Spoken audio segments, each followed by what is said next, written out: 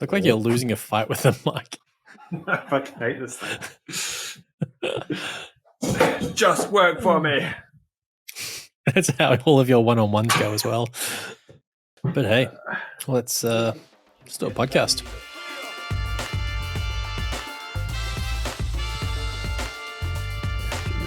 I think I've won. All right, well let's do a podcast then. Yes. Boom. All right, please tell me that you've prepared something for this.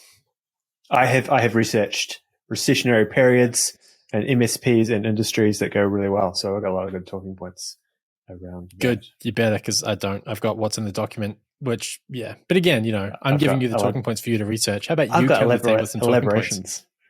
Yeah. Okay, well, that'll do, I guess. Yeah. Okay, so what are we starting with? Let's start with the fact that we're almost certainly in a recession, or if we're not in one, we're about to hit one. That's grim. Coming 2023, 2024. I was talking to a guy today, Will Slappy from Alabama, who is going to be, I think we'll probably release that after this. So I think the chronological sort of timeline there is not going to make this seem weird. Yep, getting a thumbs up. But he was pretty adamant that we're already in a recession. It's just the lagging indicators that'll confirm it are yet to be released. America in recession. Yeah, I think New Zealand not officially in recession yet. That's to come. What is it? 2 consecutive quarters of backwards movement on GDP? Yeah. Is that the... Yeah. All right. Again, metric. Have not done economics since like first year of uni, and I'm not even sure I passed that. Ironically, that was the year after our last recession in New Zealand of 2008. It was my first year of economics. So, all right. Oh, you were, not that anyone cares about this terrible podcast chat, but you're basically 4 years after me, I think. Yeah. 4 or 5 years. I don't know. No, actually, what am I talking about? My first year was 99. So yeah. Anyway, let's move away from that. That makes me sad. Yeah, let's just cut that. That's not making it to the final edit. Okay, look, now let's talk about, given that we've now identified that at least America is in recession based on our fundamental understanding of the principles of economics, I want to talk about whether or not that actually presents an opportunity for MSPs. So the other day I was meeting with a friend of the show, AJ Williams from Mercury IT here on the Gold Coast. And he was just saying that in his experience, economic downturns are in fact a potentially a good time for MSPs as businesses look to outsource some of their IT practices, right? If you can you get the same job done without having the fixed cost, it can be scalable with the size of your business, and your wage line decreases, then why not look at it? Have you had conversations with any partners in a similar vein, or is everything actually still looking too good over there in NZ for anyone to really be thinking along those lines? Too much of still glory days here, or blinkers on perhaps might be the better analogy to use. But no, I think for MSPs, there is opportunity out there for those that are playing in the right market. Those that operate in healthcare, perhaps automotive industries, deal with food, retail, and by retail I mean like retail of necessity and low cost goods. Anyone supporting those from a tech perspective will be relatively fine, and there's lots of opportunity out there for them around that. But then those that are perhaps in fringy or luxury based service support, those ones will be the ones that take a hit, but hopefully they're lining themselves or have already lined up a kind of a diversification strategy around the markets and industries that they're operating with. What about location? If you're focused around seats of government for NZ, that'd be Wellington, Canberra over here, but perhaps even capital cities where you've got a strong play in state or federal government. Do you see that as being a risk factor as they potentially look to scale back funding on a few projects? I think, you will see some expenditure cuts, but it's going to come down to the government of the day. I don't know if you can correlate that without doing a lot of research as to, who will suck the most out of IT. But comparative have you not done the research, Nick? I was really counting on you to do the research. I do not have the time to do that much research. But no, if you think about the world of IT expenditure in 2022 versus 2008 and how much more gets spent on cybersecurity now and those kind of elements. Can you actually afford to reduce expenditure on that and cut back on those kind of arguably critical services that are needed to keep businesses going and privacy secure and meet all those compliance requirements and obligations? I don't think we will see a huge reduction in expenditure. We might see some deferred expenditure, if anything. But so that's the whole project versus managed services play, right? Like the projects might flatten out. There'll be a reluctance to make big plays, but you're absolutely right. I think the day-to-day BAU kind of costs, there might be an appetite for making sure that the best bang for buck is being acquired, but you can't just stop, having your security licenses and your appliances in play. But I guess that's the other thing I was thinking is if private business does look to outsource some IT functions during this period, is there an easing of the skills shortage, at least from an MSP's perspective, as some smart people are let go from internal IT teams and are out in the market looking for a next gig? That's an interesting one, because the key driver of the skills shortage in IT. Did you say skills shortage? Yeah, it's kind of like a weird mouth thing. I just want to call you up on that, because last week you blamed, a couple of weeks ago, you blamed COVID voice for that. So I'm just going to be ruthless now and just say, no more blaming COVID. You just talk weird. Just going to own that one as human error. All right. Anyway, the skills shortage. Carry on. The skills shortage is actually more around qualified engineers and those that are actually kind of mid to senior, tier 2 and up, where they're actually quite decent, not just fresh out of uni or fresh out of tech or new to the industry. From those, you can scoop up people. There's always a whole row of high school leavers and things coming through if you want to do purely bums on seats to plug shit in and answer emails. But when you actually want people to do operational deployments of cybersecurity or cloud migrations and things like that, they've got to have some skill set. There's got to be a lot of time and investment done with them to get them to that point where they can succinctly and efficiently do that. I think if you're going to outsource those to perhaps lower skilled markets, or certainly try and differentiate yourself that way, you're probably not going to see huge amounts of savings by doing so. I think you'll see, maybe if they pull it off, a half-assed project potentially, perhaps some questionables around security, depending on who you're using, the people coming into people's tenancies and things like that. There's a whole bunch of elements that come into it, but I don't think it's a strong play. I certainly wouldn't be necessarily looking to that, but if it was just frontline support, perhaps you're working in telecommunications in Spain, touching on the Netflix one, and you just want people to answer the phone so that you've freed up that other engineering resource and you've promoted and trained them to do so, as part of retaining that talent over that period. Then that could be a reasonable justification for doing so. But the cost of any position, even those entry-level positions, from what I hear in the industry at the moment, is just exponentially increased over the last 24 months. And that's leading a lot of people at the moment, a lot of MSP operators and managers, to outsource positions, Philippines or elsewhere.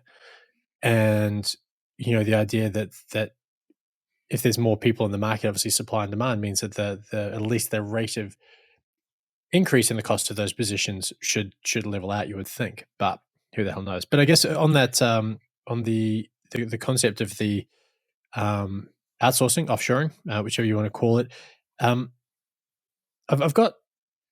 in two minds with that one. So if you've got an MSP A who says, look, I can't get the people onshore at a price that makes it possible for me to retain the current per head price points, they offshore those roles.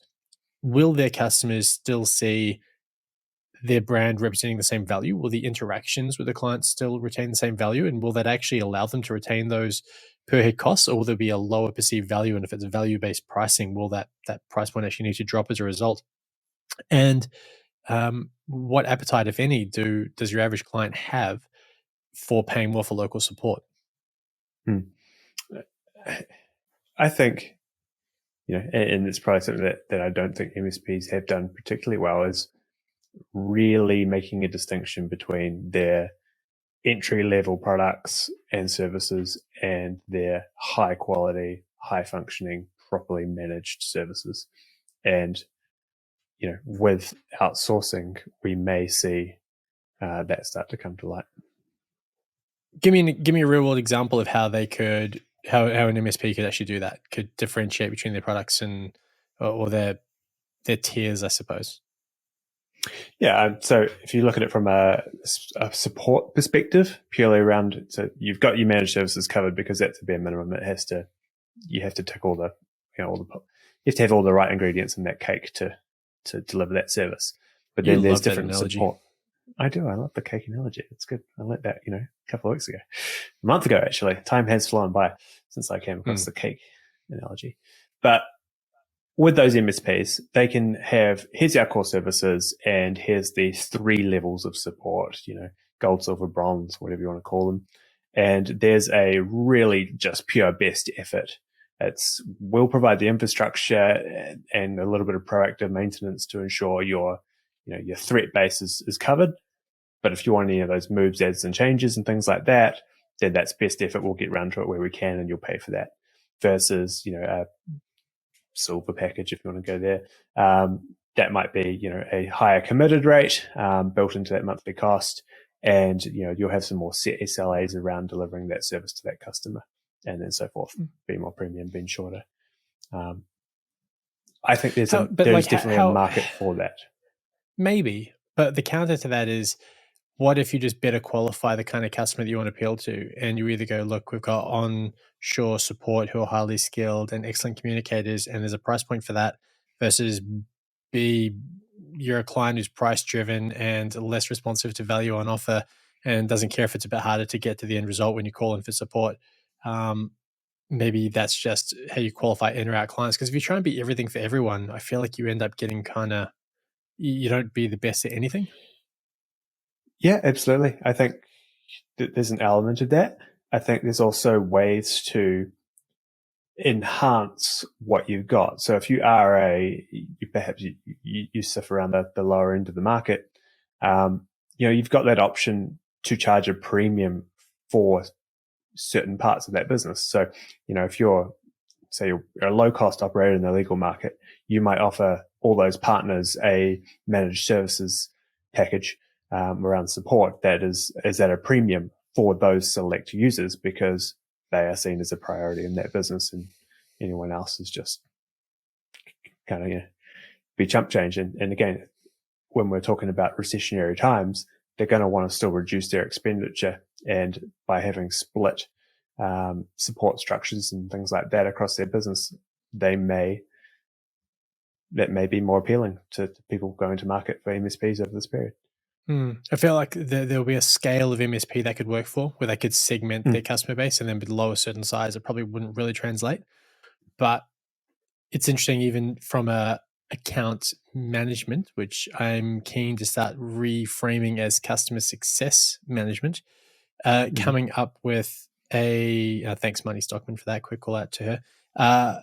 But I feel like there's an ability certainly in that space to differentiate the customers by size and requirements, and go, you don't need a quarterly business review when you've got 20 staff and you're pretty set and forget, versus 3,000 staff. We're going to have a lot of business reviews. They're not going to be quarterly, they'll be monthly, there'll be risk assessments, there's going to be a lot of stuff going on. So yeah, I don't know, I think there's potentially something in it from a support perspective, but the MSP scale would probably dictate how successful that can be.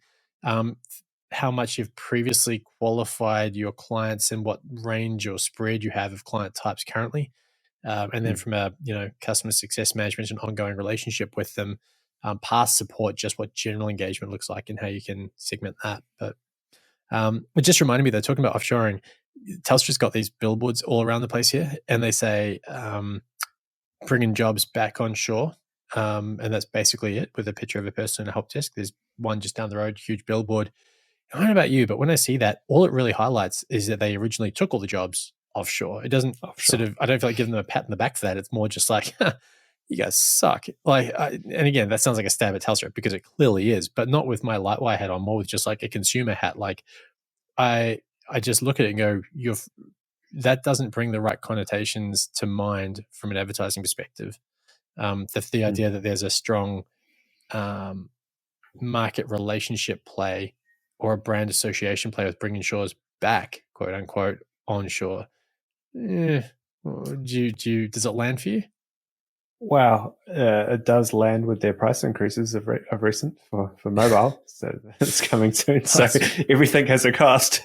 We're bringing it back. Hey, our price has gone up. So, it's all relative. But to your point, I agree. It does highlight that they have moved it away as a behemoth. I think it's, so every telco, but every telco in the B2C space has really been trying hard to not increase their prices, because so many are price leaders or trying to position themselves as price leaders in a very commoditized market, right? So NNZ Spark has gone, bring your own device. Now that's going to make support harder. It's going to make provisioning harder, more complex, but devices are expensive, getting more so with inflation.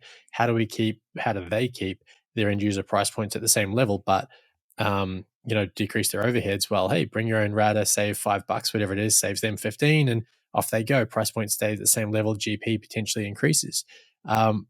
We're starting to still see cracks though. So like you said, Telstra's increased their price on some mobile plans, albeit $3-4, something like that. But it does show that there's razor thin margins in play across most of the market. There's a really interesting stat that gets repeated every now and then on the Comms Day podcast, which is the entire telecommunications sector in Australia makes as much profit annually as the smallest of the big four banks in Australia. So just one of the top four banks makes more than the whole sector. So when you take that into account, you think about things like return on investment and just general free cash flow. There's not a lot of room, right? So in a period of high inflation, what are we now? 6, 7, 8%? God only knows. But there's a real sense of there's just a clear need for these businesses to start increasing price points, and Telstra looks like it's broken first, and there's going to be more to follow. Yeah, and I think there's been enough forewarning of it, and people have experienced other price increases over the last few months, that it's now a okay time to come and do so. They're not being, we're doing it now, we're the first to go off the absolute cab of the rank. That doesn't even make sense, but they're not they're not being leaders in that sense. They're not just being like, hey, we see price rises might be a thing in the future, let's just do it now and lead the way with that.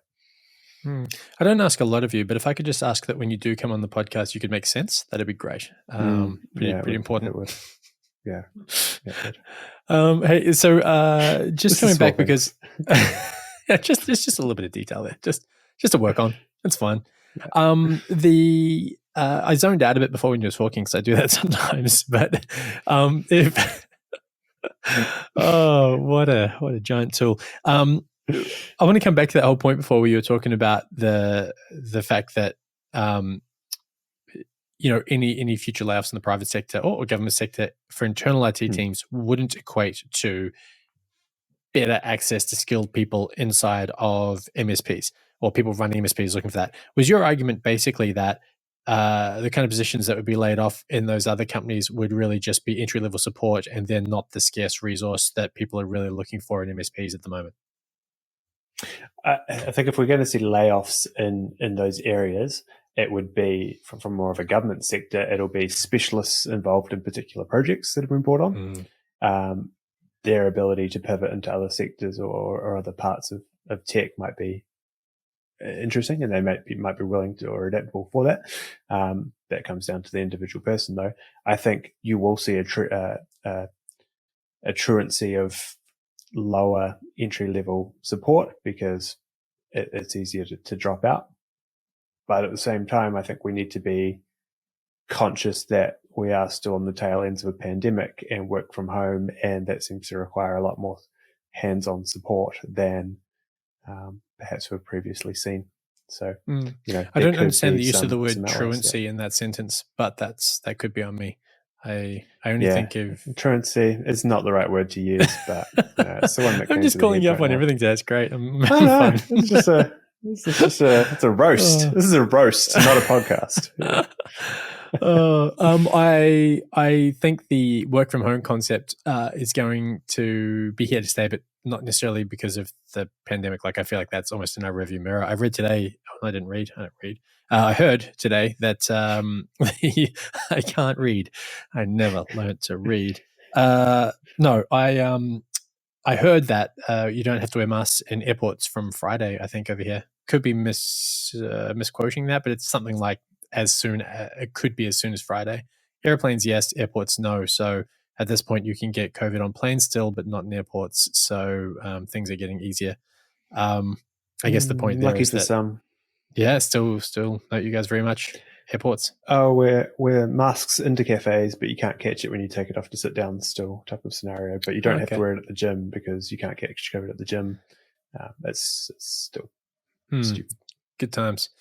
Personal opinions only. Please don't send any hate mail to Lightwire.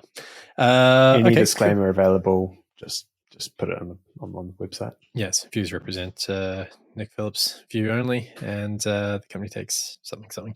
I'm really bad at disclaimers. All right, so the only other thing I really had to talk about today was the concept of wasted digital ad spend, because I keep coming across on virtually every platform I use 3CX ads, like YouTube particularly.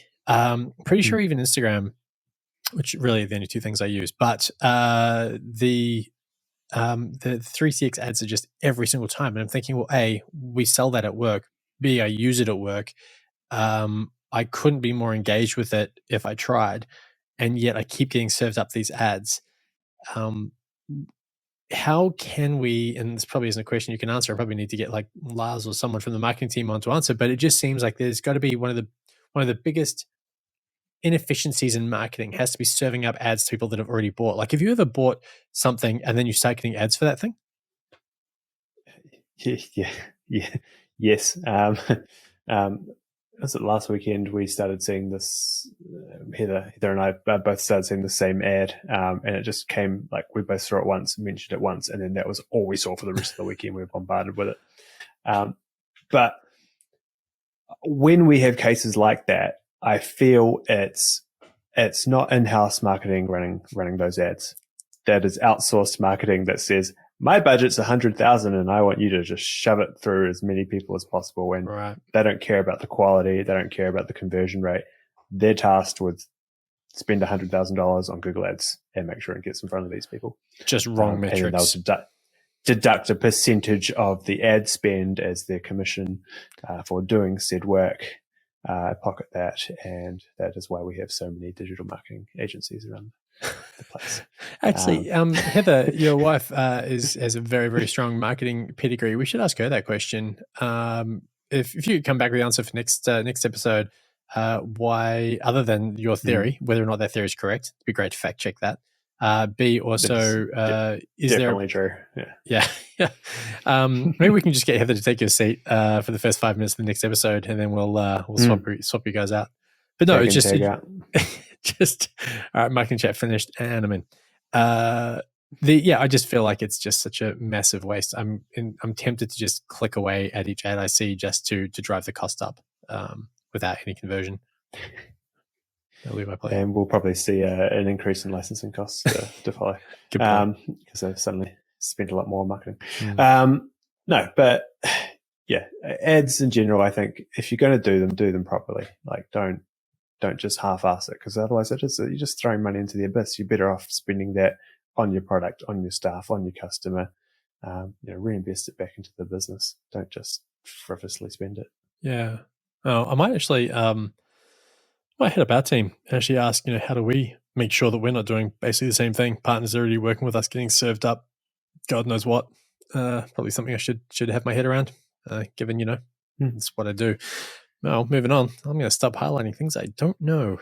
All right, cool. Anything else you want to talk about before we leave you alone for this week?